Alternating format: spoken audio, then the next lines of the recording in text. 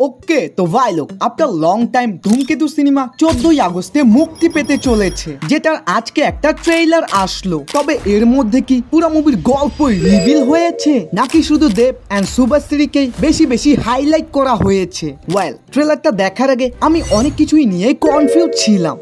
টিজারটা দেখে আমরা যেমনটা গল্পের অনুমান লাগিয়েছিলাম, ট্রেলারটা বেশ কয়েকবার দেখার পর বুঝলাম ম্যান গল্প তো অন্য কিছুই। ফর এক্সাম্পল দেবের ইয়াং লুকটা এবং বৃদ্ধ লুকটা আমরা টিজারটা দেখে আশা করেছিলাম সে হয়তো অনেক বছর ধরে লুকিয়ে বেড়াচ্ছে, তার কারণেই তার এই অবস্থা। বাট আসলে এরকম কিছুই না। কি লজিক লাগবে? পরম ব্রতকে এই দুইটা সিনে দেখুন, এক পাশে সে দেবের ইয়াং লুকের সাথে কথা বলতেছে, তো সেম টাইম আবার বৃদ্ধ দেবের সাথেও কথা বলতেছে। কি এখনো বুঝনি? দেব এখানে ইয়াং থেকে বুড়ো হয়ে গেল, কিন্তু তিনি বুড়ো হয়নি। মানে পরিষ্কার ভাবেই বোঝা যাচ্ছে দেব এখানে ছদ্মবেশ নিয়েছে। ওই যে টিজারে শুনেছিলাম না, তার উপরে কোনো বড় ফেক অ্যালিগেশন লাগানো হয়েছে, ওটার জন্যই সে মূলত এভাবে পালিয়ে বেড়াচ্ছে।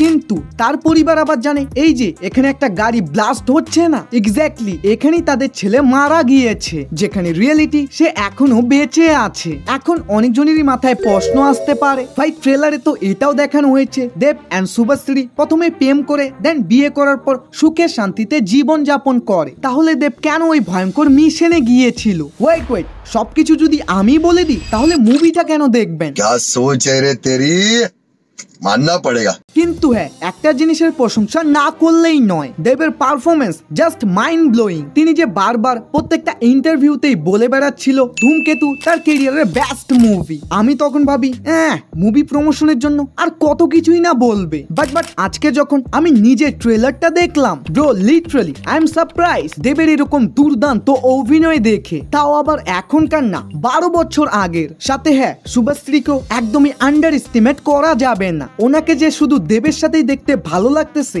এমনটা কিন্তু না, এছাড়াও বেশ কয়েকটা সিনে ইমোশনাল প্লাস হ্যাপি এই দুইটা ফ্যাক্টরি তিনি ফাটিয়ে দিয়েছে। তাই ওভারঅল যদি এটা রিভিউ দিই, আমার এটা ভালোই লেগেছে।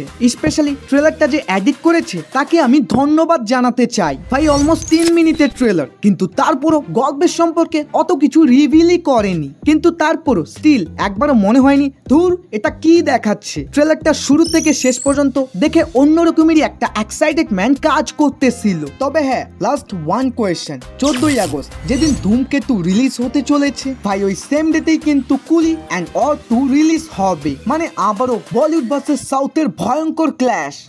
আপনার কি মনে হয় এর মধ্যে ধূমকেতু কি টিকতে পারবে? অবশ্যই কমেন্টে জানাবেন। বাকি ফেস্টিভ্যালের কথা মনে আছে তো? দ্রুত 50,000-এর ফ্যামিলি বানিয়ে দাও, সাথে সাথে ফেস্টিভ্যাল ভিডিও ড্রপ নাও। বাই।